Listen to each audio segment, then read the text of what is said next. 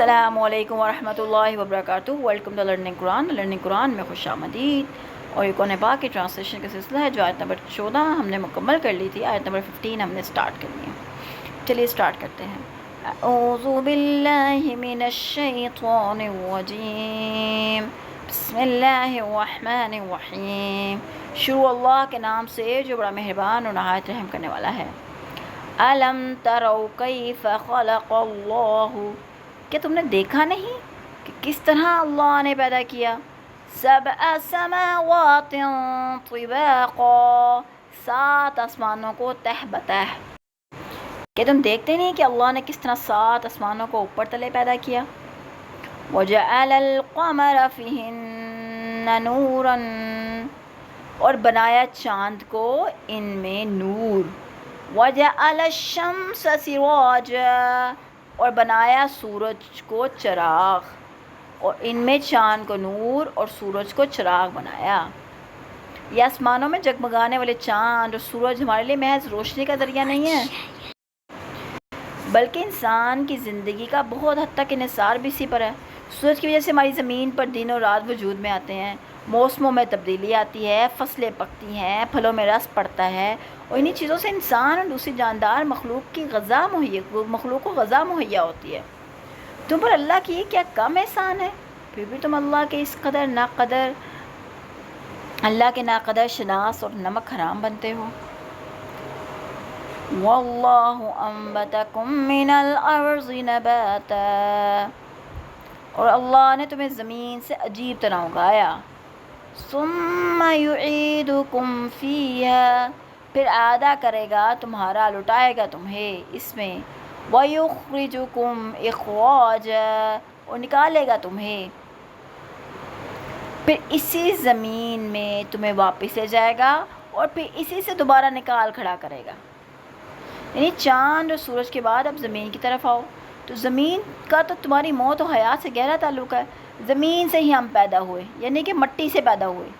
ابتدائی خلقت کے لحاظ سے بھی، توالد و تناسل کے بعد بھی، پھر مرنے کے بعد بھی یہی زمین ہمارا مستقل گھر ہے، یعنی کہ 6 فٹ کی زمین ہی ملتی ہے، قبر ملتی ہے انسان کو مرنے کے بعد۔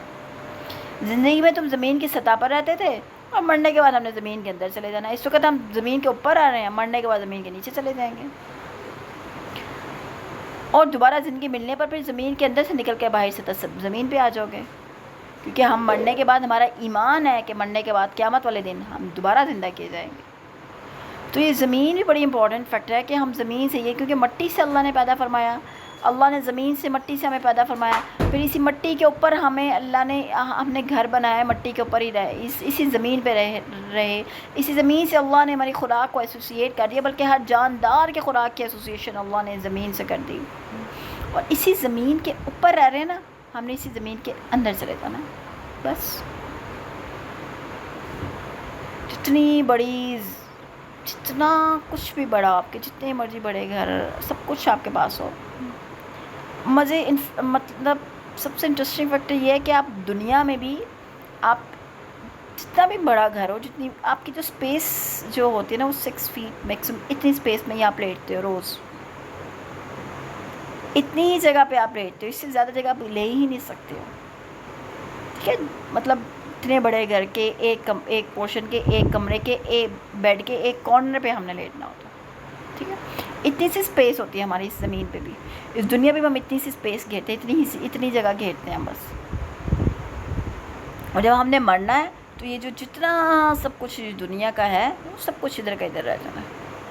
ہم نے زمین کے اندر، ہم نے کچھ بھی نہ لے کے جا سکتے، نہ لے کے جانا، ہم نے کچھ بھی نہیں لے کے جا سکتے سوائے اپنے اعمال کے، بس۔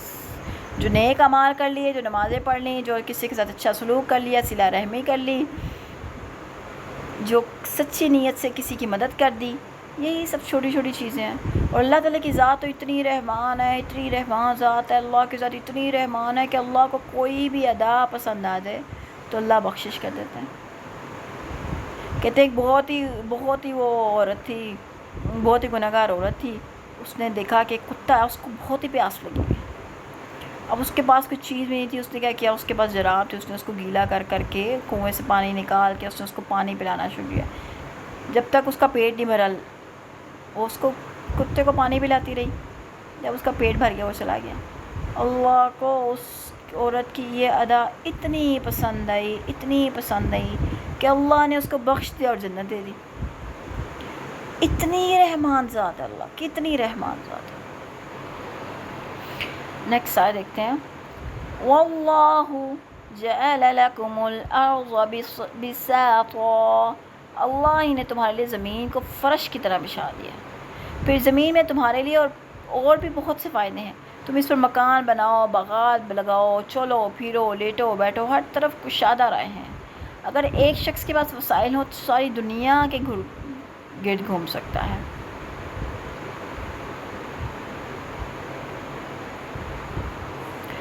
لِتَسْلُكُوا مِنْهَا سُبُلًا فِجَاجًا، تاکہ تم اس کے کھلے راستوں میں چل سکو۔ اللہ نے زمین کو فرش کی طرح بچھا دی، اس میں راستے بنا دی جس میں ہم چلتے پھرتے ہیں آج تک۔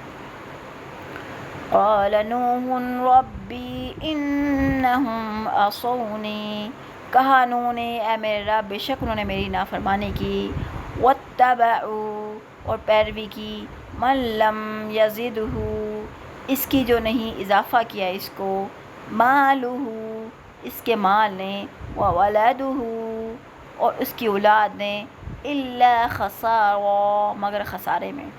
نوح نے کہا اے میرے پروردگار، ان لوگوں نے میری نافرمانی کی اور ان لوگوں کے پیچھے لگ گئے جن کے مال اور اولاد نے ان کے لیے خسارہ ہی بڑھایا۔ یہ تھے سیدنا نوح علیہ السلام کی تبلیغ کے چند موٹے موٹے نکات، یا تو توحید پر مبنی دلائل جو وہ مدت مدید کے ساتھ اپنی قوم کو سمجھاتے رہے، لیکن جب قوم کے ایمان لانے سے مایوس ہو گئے تو اللہ کی بارگاہ میں عرض کیا، یا اللہ یہ لوگ تو بس دنیا کے پجاری ہیں، یہ تو صرف ان سرداروں کی بات مانتے ہیں جنہیں تو نے کثرت سے مال اور اولاد دے رکھی ہے، میری بات تو سننے کو کوئی بھی تیار ہی نہیں ہوتا۔ وَمَكَرُوا مَكْرًا كُبَّارًا انہوں نے چال چلی ایک چال بہت بڑی، ان لوگوں نے بڑے بڑے مکر و فریب کیے۔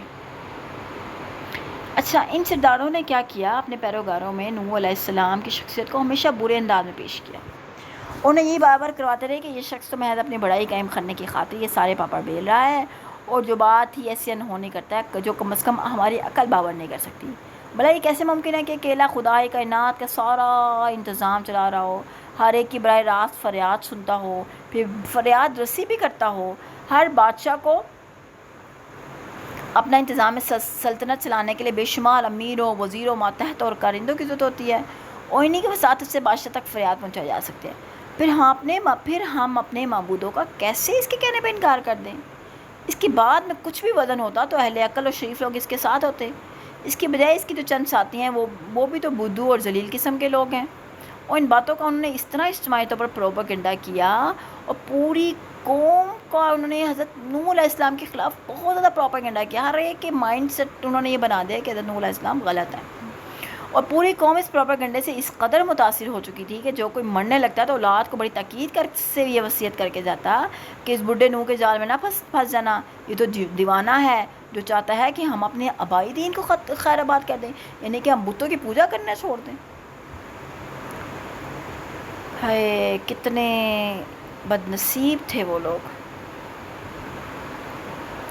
وَقَالُوا لَتَذَرُنَّ اور انہوں نے کہا نہ تم چھوڑو آلِہَتَکُم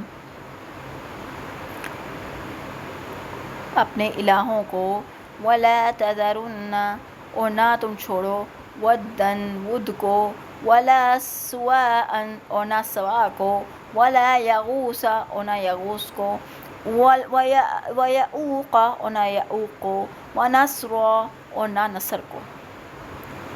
کیسے بد نصیب وہ لوگ تھے کہ ان کے پاس اللہ کے نبی آئے اور وہ ان کا انکار ہی کرتے رہے، ان کو جھٹلاتے ہی رہے۔ اللہ پاک ہمیں خوش نصیبوں میں سے رکھنا، ہمیں دانے ہاتھ والوں میں سے رکھنا، اللہ کے نبی اپنے نبی محمد صلی اللہ علیہ وسلم کے پیروکار میں بنا کے رکھنا ہے۔ اللہ اے اللہ ہم سب کو داعین والا بنا دیں، ہم سب کو صالحین اور متقین میں سے بنا دیں، اے اللہ ہم سب کو ایسا بنا دے جیسا آپ چاہتے ہیں۔ اے اللہ ہمیں ہمیں ان لوگوں کی طرح نہ کرنا جو ہم سے پہلے گزر چکے ہیں. یا اللہ ہمیں نیکوکاروں میں سے بنا کے رکھنا. اچھا آیت نمبر 23 کی ٹرانسلیشن دیکھتے ہیں. اور کہا کہ اپنے خداؤں کو کبھی نہ چھوڑنا، نہ بت کو چھوڑنا، نہ سوا کو، نہ یغوث کو، نہ یعوق کو، نہ نصر کو. اب یہ جو بت یہ ان کے خداؤں کے نام ہیں جنہوں نے نام رکھے ہوئے تھے. اچھا اس آیت کی تفسیر جو ہے وہ یہ ہے کہ نوح قوم کے بت عرب میں کیسے رائج ہوئے. اس آیت کی تفسیر کے لیے درج الحدیث ملاحظہ فرمائیے. سیدنا ابن عباس رضی اللہ تعالیٰ عنہ کہتے ہیں کہ جو بت نوح علیہ السلام کی قوم میں پوجے جاتے تھے وہی بعد میں عرب میں آ گئے. ود کلب قبیلے کا بت تھا جو دومتل جندل میں تھا. سوا حزیل قبیلے کا بت تھا. یغوث پہلے مرار قبیلے کا بت تھا، پھر بنی غطیف کا، اور یہ سبا شہر کے پاس جوف میں تھا.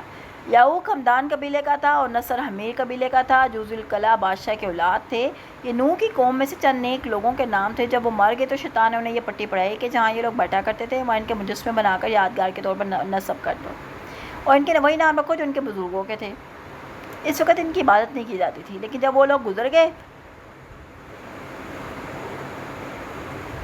تو ان کے بعد والوں کو یہ شعور ہی نہ رہا کہ وہ ان کی پرستش کرنے لگے. یہاں سوال یہ پیدا ہوتا ہے کہ ان بتوں کے پجاری یا نوح علیہ السلام کی قوم کے سب مشرک تو طوفان نوح میں غرق کر دیے گئے تھے. جو باقی بچے تھے وہ سب مومن اور موحد تھے. پھر بعد میں انہی بتوں کی پوجا کیسے شروع ہو گئی؟ تو اس کا جواب یہ ہے کہ جس طرح شیطان نے بچے ہوئے موحدین کے آباء و اجداد کو چکمہ دے کے ان صالحین کا آہستہ آہستہ پرستش شروع کروا دی شیطان کی، وہی چال بعد میں بھی کامیاب ہوئی. موحدین نے اپنی اولاد کو طوفان نوح کا قصہ اور اس کی وجہ بیان کی. چند پشتے گزرنے کے بعد انہی بتوں سے لوگوں میں عقیدت پیدا ہو گئی جن کی وجہ سے قوم نوح پر عذاب آیا تھا. وہ لوگ پھر اس چیز کے اندر پھر انڈلج ہو گئے، شرک کے اندر.